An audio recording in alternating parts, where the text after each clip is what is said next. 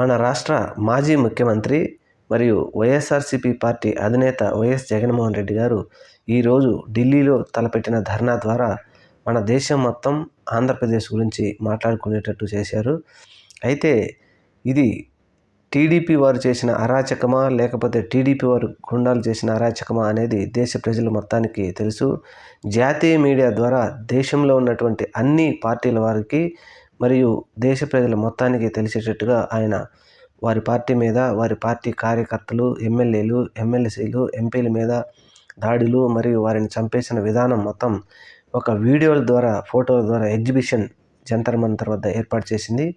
ఈ ధర్నాకు వీక్షించడానికి వచ్చినటువంటి ప్రతి ఒక్క ప్రజలు ఆంధ్రప్రదేశ్లో జరిగినటువంటి పరిణామాలు వీక్షించనున్నారు.